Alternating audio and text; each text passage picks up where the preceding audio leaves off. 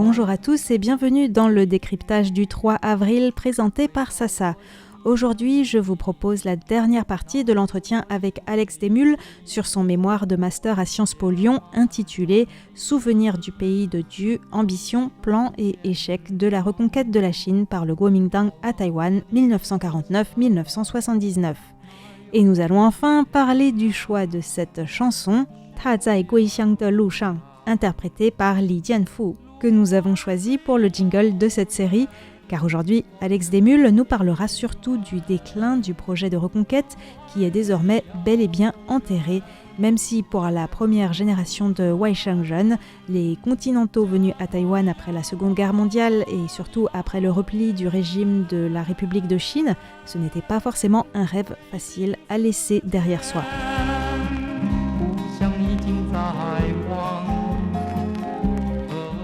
Mais avant d'en parler, j'ai posé une autre question à Alex. Qu'en était-il des plans de la République populaire de Chine, de l'autre côté du détroit, d'envahir Taïwan à la même époque ?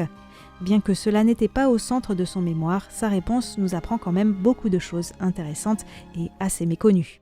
Le plan le plus sérieux que j'ai trouvé et que j'ai étudié, c'est un plan de 49, de 49-50, qui a été court-circuité par l'invasion de la Corée du Sud. Les communistes appuyaient sur un homme en particulier qui s'appelle Tsai Xiao-chien, qui est un communiste taïwanais. C'est le seul Taïwanais à avoir fait la longue marche. Et donc il avait déjà fait ses armes au sein du PCC, c'était un interrogateur au sein du PCC. Comme il était taïwanais, il parlait japonais, donc il interrogeait les Japonais, les officiers japonais, il a retourné beaucoup de soldats japonais. Il y a eu un vivier communiste japonais pendant la guerre autour des communistes chinois. Notamment souvent de soldats qui ont déserté, qui se sont rendus, etc. Et donc lui a été envoyé à Taïwan en 1947, après l'effondrement de la résistance des groupes paramilitaires socialistes / communistes dans le sud, pour établir un réseau d'espionnage majeur. Et d'ailleurs, il est allé très loin, il a eu le vice-chef d'état-major dans son nationaliste, dans son cercle d'espionnage. Il était très très très très fort pour monter ces réseaux. Le problème, c'est que le reflux nationaliste sur Taïwan a renforcé la présence de services secrets dans la région. Et dans la province, c'est ce qui a en fait saturé la région d'agents. Tous téléguidés par Tian Jingguo, qui de fait est un très très bon chef de service secret. En termes de résultats, il a été très très bon. En fait, à l'époque, il y a plein d'agences de services secrets nationalistes. Et à ce moment-là, il commence à toutes les concentrer en une seule sous son pouvoir. Et à l'époque, en fait, en 1949, il y a déjà grossièrement plus que 2 groupes. Bureau de sécurité nationale sous Chiang Ching-kuo et il y a le bureau de préservation des secrets sous Mao Zedong. Et donc en gros, à ce moment-là, ils collaborent plutôt de manière proche. Et ils finissent par choper une presse d'impression de propagande à Danshui, je crois. Et ils remontent tout le fil et ils finissent par attraper Tsai Xiao-chien, qui était censé mener une gigantesque rébellion de Taïwan, saboter les ponts, saboter les voies ferrées, saboter les routes, pour permettre une invasion très très facile de l'armée populaire de libération. Et d'ailleurs, l'armée populaire de libération fait des exercices de débarquement à ce moment-là. Ils ont des gros problèmes en termes de marine, donc ils achètent énormément de bateaux aux soviétiques, ils achètent énormément d'avions aux soviétiques à ce moment-là. Ils n'ont pas les liquidités pour les acheter, mais ils leur envoient du blé et du riz en échange. Donc c'est de l'achat en nature d'armement. Parce qu'ils se préparent vraiment à une invasion de Taïwan. Et donc ils ont vraiment des grands exercices, et leur point névralgique, c'est vraiment Tsai Xiao-chien, qui est vraiment, c'est leur obsession, enfin c'est leur point central en fait. C'est que s'il n'y a pas ce soulèvement qui déstabilise complètement les nationalistes pendant plus de 24 heures, ça risque d'être compliqué d'envahir Taïwan. Et le fait est, c'est qu'il se fait avoir. Il se fait avoir, alors il se fait attraper une première fois, puis il réussit à s'échapper, puis il se fait réavoir, il se fait attraper dans un champ après une cavale d'une semaine, quelque chose comme ça. Et en fait, les nationalistes ont compris un truc, c'est la faiblesse des espions, c'est qu'il est amoureux.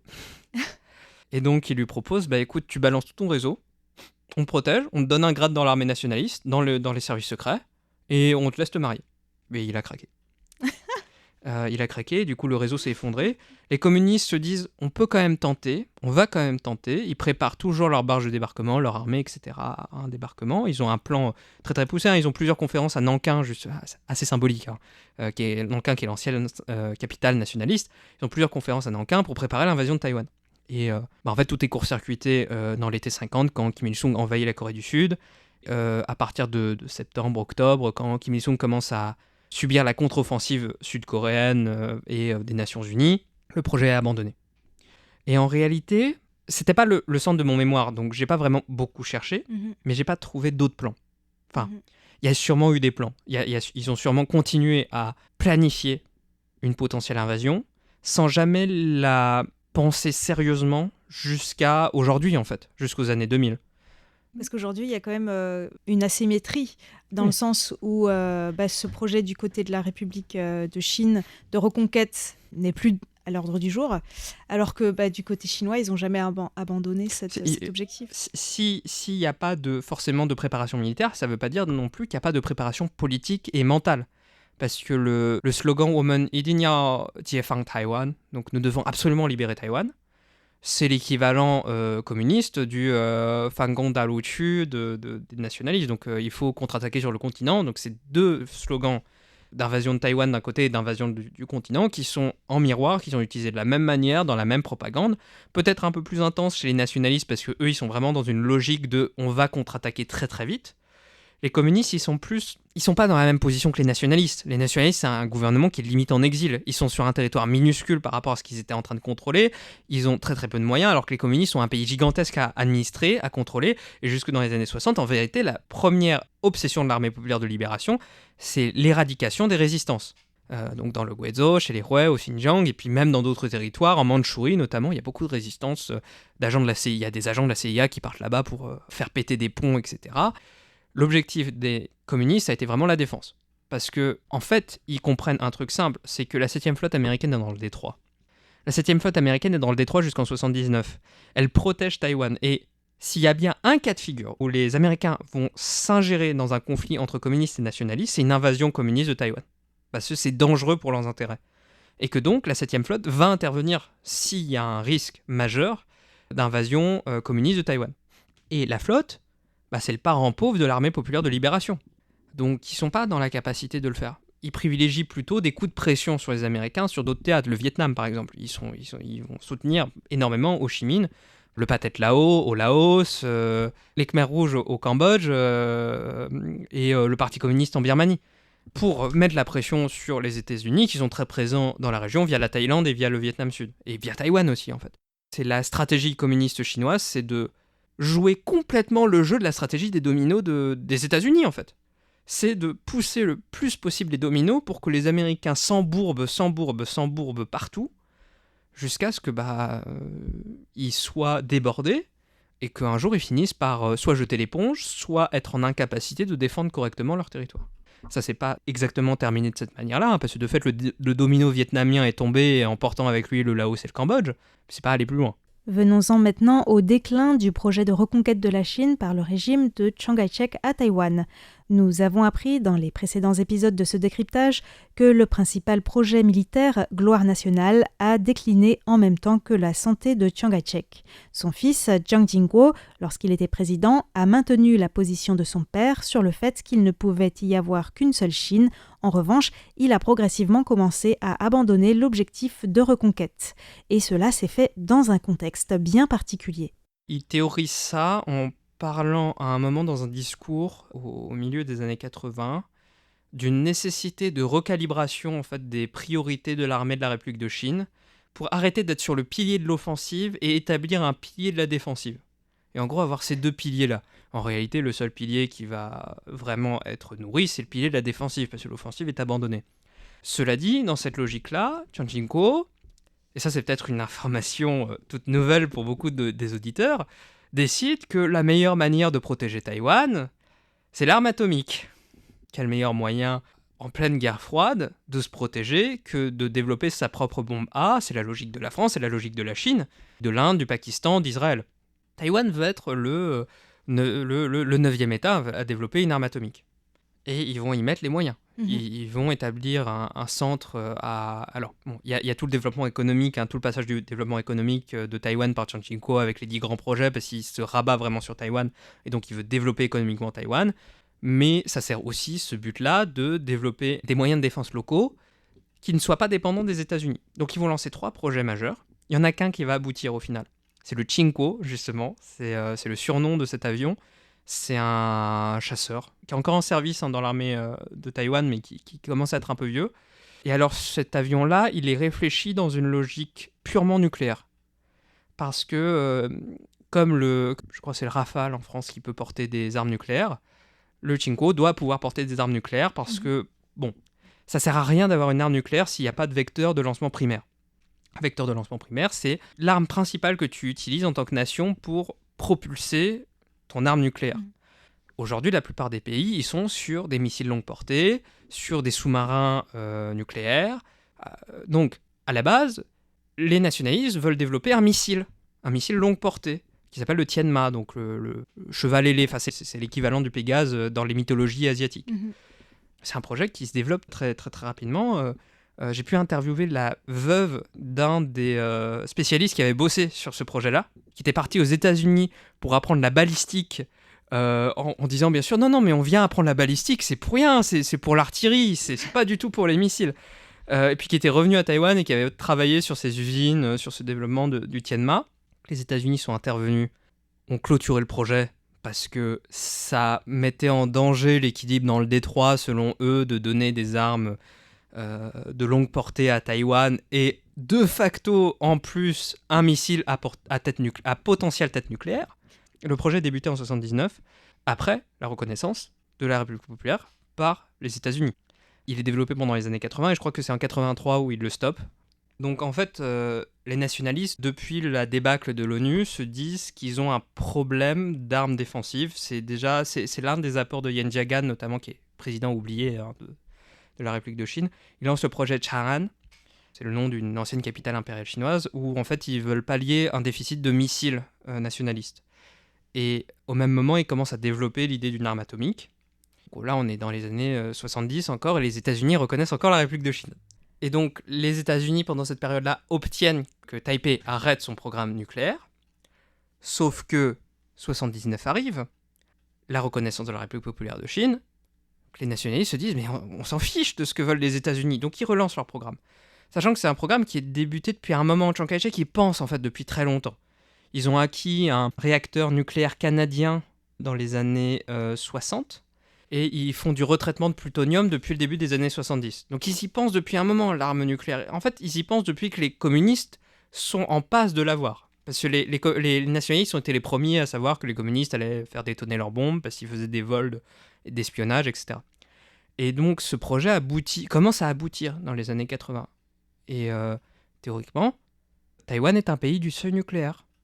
Taïwan a la capacité théorique de développer une arme nucléaire en quelques mois, aujourd'hui. Parce qu'on a les connaissances, on a réussi à le faire, et il nous manque juste le combustible. Dans les années 80, c'est même pas qu'on était un pays du seuil, c'est qu'on était à un test d'être sûr qu'on avait une arme nucléaire.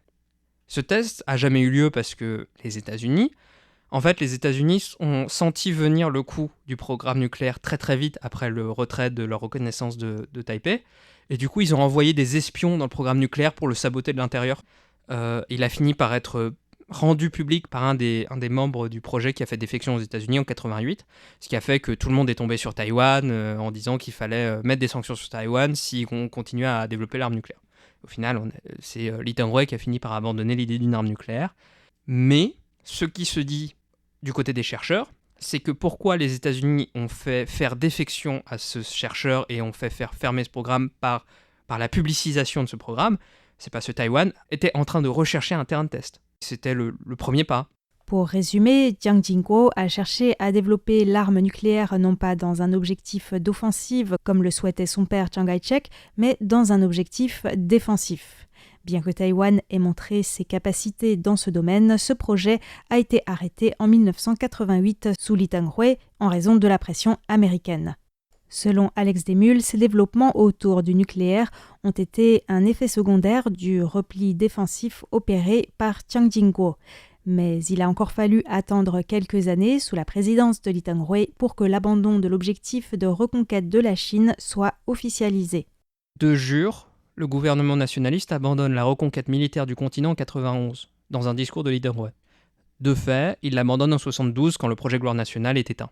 Et en réalité, tout le monde est au courant depuis 72 que c'est abandonné. Tout le monde sait que Chiang Ching-kuo fait ces discours-là pour la forme. Et moi, c'est un truc que j'ai étudié dans la fin de mon mémoire, que j'ai trouvé très intéressant. Bon, je pense que j'ai prouvé aux auditeurs de RTI que j'avais beaucoup étudié la musique utilisée à des fins politiques. Là, j'ai été servi parce qu'il y a un répertoire musical de musique nostalgique nationaliste, donc souvent de Wai Shenlen, dans les années 70-80, qui est gigantesque. Et c'est très très particulier parce que ce n'est pas des musiques de propagande d'État, ce sont des musiques de propagande soit de commande, soit privées. Et c'est très à l'antithèse de ce qu'on imagine comme des musiques de propagande. Parce que l'idée qu'on a des musiques de propagande, c'est les grandes trompettes, un peu les musiques militaires, etc. C'est de la mandopop. Ou c'est pas un peu mélodramatique, c'est complètement mélodramatique. Des accents un peu nostalgiques ou La mandopop, en gros, c'est le parent un peu moins connu de la K-pop et de la J-pop. C'est la pop en mandarin qui s'est essentiellement développée à Taïwan et à Hong Kong d'abord, puis maintenant en Chine populaire aussi. On en avait déjà parlé lorsqu'on avait parlé de RTI. Notamment, ça avait été militarisé par Chiang Kai-shek contre les communistes pour cette impression de liberté, de démocratie, etc. Le truc, c'est que c'est un milieu essentiellement composé par les Wai Shenlen à l'époque. Donc les continentaux qui sont venus avec le repli. C'est ça. Y a les Wai Shenlen qui sont les continentaux qui eux, se développent au haut niveau de la mandopop, c'est-à-dire que généralement ils sont liés aux producteurs parce que parfois ils ont vécu dans les mêmes villages militaires, etc. Donc ils sont liés au régime. Ils ont souvent travaillé pour le régime pour faire des musiques patriotiques. Et il y a un autre milieu qui est un peu plus populaire, qui lui est issu en grande partie des bars et des milieux de nuit, de lanternes rouges de Taïwan, qui ont été développés pendant la guerre du Vietnam, parce que Taïwan participait à ce qu'on appelle le Rest and Recreation. C'est pour les soldats américains qui ont terminé un cycle au Vietnam. Ils ont le droit à partir en vacances dans une des 12-14 destinations ouvertes dans le Pacifique. Donc il y a Hawaï, il y a Canberra, il y a Tokyo, il y a Phuket. Et c'est d'ailleurs comme ça que Phuket s'est développé en centre touristique. Il y a Bangkok, il y a Kuala Lumpur, il y a Singapour, etc. Que des alliés américains. Et Taïwan rentre dans le programme en 65. Alors chacune de ces destinations de RNR a une réputation particulière. On n'y va pas pour les mêmes raisons. À Hawaï, on y va pour retrouver un peu l'ambiance américaine, être plus facilement en contact avec ses proches. À Canberra ou à Tokyo, c'est du tourisme. Et puis à Taïwan, c'est du tourisme sexuel. D'ailleurs, les Américains ont provoqué une épidémie de syphilis à Taïwan à l'époque, à cause de ça. Et en fait, le truc, c'est que du coup, le milieu de la nuit s'est beaucoup développé à Taïwan, à Taipei et à Kaohsiung, grâce à ça. Via des bars, des clubs d'hôtesses ou de la prostitution pure et simple dans des quartiers. Il y avait des quartiers qui étaient délimités pour les soldats américains. Ils n'avaient pas le droit de sortir de ces quartiers. Et en gros, c'était que des bars, des quartiers de prostituées, etc. Il y a deux tendances qui se dégagent. Et il y en a plus dans un sens que dans l'autre. Donc il y en a beaucoup qui ont été se développer, qui ont commencé à chanter dans ces bouges-là, dans ces bars-là, etc. Notamment, c'est le cas de la chanteuse Billie. Et donc, il y a ces deux principales voies de développement de la mandopop à Taïwan. Bon, il y a Hong Kong aussi, mais ça, c'est un développement complètement différent. Et le pan Wai Shenlen, qui est très proche des producteurs, donc il peut produire beaucoup de musique facilement, se morfond dans les années 70 parce qu'ils se rendent compte que la reconquête devient impossible. Ils se rendent compte qu'ils rentreront jamais, entre guillemets, chez eux, mais la plupart des gens qui chantent n'ont jamais connu la Chine, mais chez leurs parents, quoi. Enfin, c'est la rojia, comme on dit en chinois, la vieille maison, le foyer historique de la famille. Ils ne le reverront pas. A priori, hein. Bien sûr, après il y a la libéralisation des frontières et beaucoup ont pu y retourner, mais et du coup ils produisent beaucoup de chansons à ce moment-là avec les codes de la mandopop, des codes qu'ils ont obtenus via les chansons patriotiques et via justement cette inspiration américaine qui vient de ces bars, de ces machins où ils ont développé le rock, ils ont été en contact avec la musique populaire américaine. Il développe un nouveau style qui va être fondamental dans le développement et dans la création de la mandopop moderne, mais par des chansons en fait nostalgiques, des chansons qui se lamentent sur la perte du continent, mais sans le dire de manière texto, parce que bien sûr la censure est encore présente. Notamment il y a une chanson alors qui s'appelle Long the Chuanren, les héritiers du dragon, c'est tout dans le titre, hein. Qui a été reprise 20 000 fois. Il y a même une version, je crois, hip-hop.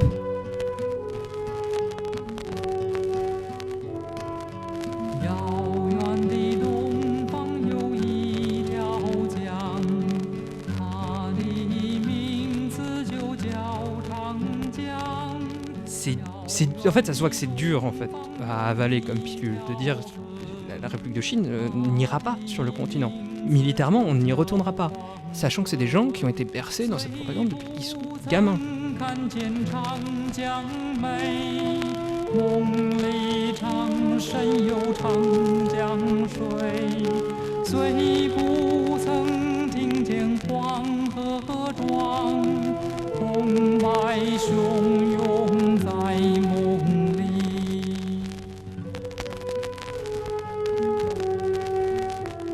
Ces évolutions se traduisent aussi dans l'architecture, notamment les Duansuan, anciens villages de garnison militaire, sur lesquels une autre ancienne stagiaire de RTI, Suzanne Duroy, avait réalisé un reportage.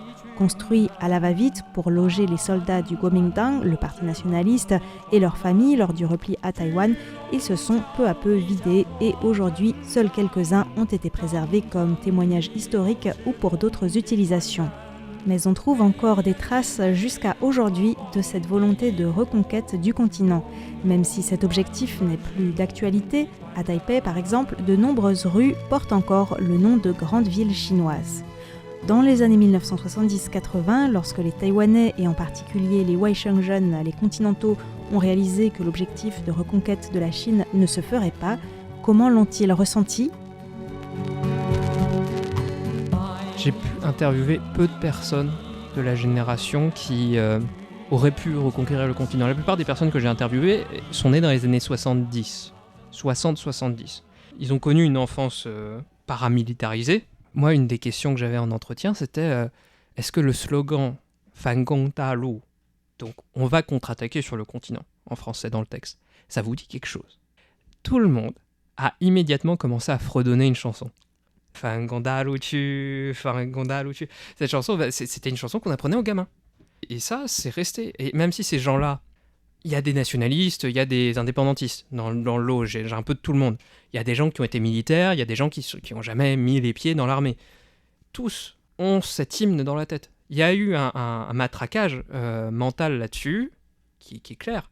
Et pour les Waishengzhen, c'est encore plus radical, parce que soit ils sont nés en Chine, genre Ma Ying-jeou, par exemple, est né à Hong Kong, il me semble, de parents qui venaient de fuir la Chine. Il y a plein de Waishengzhen qui sont nés en Chine, ou qui ont connu la Chine à Hong Kong, ou qui ont connu l'exil quand ils étaient bébés. Pour eux, c'est une forme de traumatisme national qui, en réalité, a été en partie empêchée par la démocratisation. Je pense que la démocratisation a eu un effet salvateur sur la possibilité qu'il y avait d'un développement d'une réaction très très forte à ça. À propos de la démocratisation, justement, je pensais que pour que Taïwan puisse se démocratiser, abandonner l'objectif de reconquête du continent était un préalable, car c'était l'une des raisons pour lesquelles la loi martiale était en vigueur. Mais finalement, est-ce que ce ne serait pas l'inverse ? C'est les deux en même temps. C'est-à-dire que, à l'échelle du Kuomintang, à l'échelle du parti, l'abandon de la reconquête est un préalable à la démocratisation. Mais à l'échelle de la population, la démocratisation est un préalable à l'abandon généralisé de ce mythe. Parce que il faut vraiment différencier une population qui, dans une dictature, n'a pas le droit à la parole, et à un État-parti qui, lui, gère à la place de la population l'entièreté des décisions. Et en fait, le Kuomintang est arrivé à cette décision pragmatique de dire « le continent, c'est fini », et il y a eu un effet latent pendant 10, 15, 20 ans sur la population qui a lentement, elle aussi, décroché de ce mythe-là, notamment parce qu'elle savait que politiquement ça ne se ferait pas, mais ça n'a pas empêché beaucoup de toujours penser, et en fait il y a une partie des Waishengzhen qui ont continué à penser durant les années 70-80 qu'il y aurait une réunification d'une manière ou d'une autre. Pas forcément militaire, mais qu'il y aurait une réunification politique par exemple. En vérité, Tiananmen aussi a été un coup de semonce, c'est que on était persuadé qu'il y aurait une réunification pacifique à ce moment-là, jusqu'à Tiananmen. Et Tiananmen, ça met fin à tout cet espoir-là. C'est aussi ça, c'est que le coup d'arrêt communiste aux manifestations de Tiananmen fait prendre conscience à beaucoup de Taïwanais et beaucoup de Waishengzhen que la réunification pacifique ne pourra pas se faire dans des conditions démocratiques. Or, à l'époque, c'est plutôt un consensus à Taïwan, la démocratie. C'est tellement un consensus qu'à l'époque, on se dit, en voyant Tiananmen à Taïwan, que la démocratie taïwanaise n'est pas terminée. Alors que jusqu'à Tiananmen, c'était plutôt la propagande de dire ah, regardez, Taïwan démocratique par rapport au continent. Alors que Taïwan n'était pas encore très démocratique. Non, voilà. Parce que la notion de la démocratie n'était pas forcément très bien enseignée à l'époque et que l'idée de la démocratie qu'avaient beaucoup de gens, c'était juste on élit, on vote, et on vote avec le multipartisme.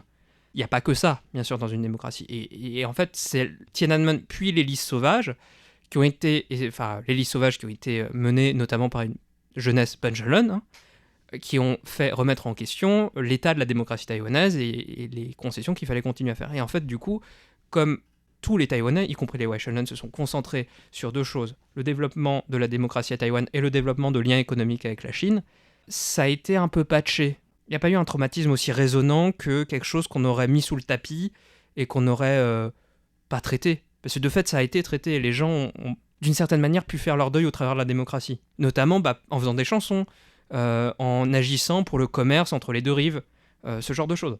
Je ne suis pas en train de dire que c'est entièrement réglé. La preuve avec toutes les affaires d'espionnage qu'il y a en ce moment.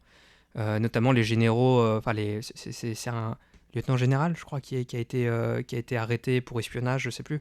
Ces gens-là sont encore dans une espèce de queue de comète de ce mythe de la réunification. Ils sont pas du tout dans le moule de la génération qui a connu ce matraquage de propagande, de dire on va se mobiliser, on va y aller, on va reconquérir, mais ils sont dans la queue de comète de la génération des années 60-70 qui a été bercée dès son enfance là-dedans et qui a vu le truc s'effondrer et qui aujourd'hui a dit ok, la démocratie, il y aura une réunification à terme, et qui la réunification, il ne la voit pas venir parce qu'il y a une séparation de plus en plus grande entre Pékin et Taipei pour des raisons idéologiques essentiellement d'ailleurs. Et c'est pour ça que, notamment, il y a beaucoup d'anciens militaires qui, aujourd'hui, décident de travailler pour les services de la République populaire. Parce qu'il y a encore ce reste-là. Mais mes recherches me donnent l'impression que ce n'est pas un traumatisme national. À l'échelle partisane, ça peut être un traumatisme du KMT à l'échelle court-termiste. C'est-à-dire, dans les années 90, le KMT est dans un état lamentable à cause de ça. Donc il y a un peu cette situation politique dans le KMT aujourd'hui qui est effectivement un résultat de cette queue de comète, de ce mythe de la réunification, qui fait que le KMT aujourd'hui a un logiciel idéologique un peu défaillant et compliqué à comprendre et compliqué à défendre, en vérité, surtout auprès des jeunes populations. À Taïwan, ils perdent énormément de jeunes électeurs parce que ils sont en décalage. Ils sont en décalage. Mais c'est pas parce qu'ils le veulent pas, c'est parce qu'ils y arrivent pas, parce qu'ils ont été matraqués avec cette idée que la reconquête allait arriver d'une manière ou d'une autre. Enfin, la réunification en tout cas allait arriver d'une manière ou d'une autre, que ce soit la reconquête ou que ce soit la réunification pacifique. Et du coup, ils sont dans cette entre-deux où ils savent très bien que la réunification est pas populaire à Taïwan, qu'ils gagneront pas les élections en disant on veut la réunification. Mais il y a une partie de la population qui est assez marquée par cet élément pour qu'ils remportent des élections encore, tout en décorrélant leur politique extérieure de leur politique intérieure.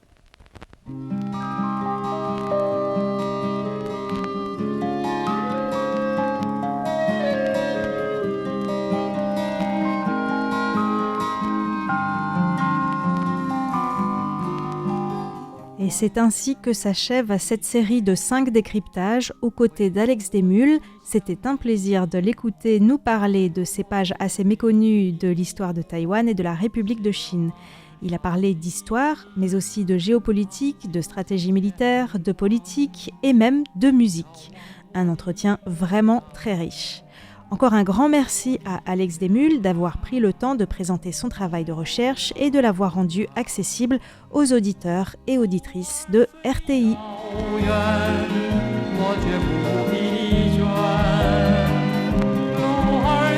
Yao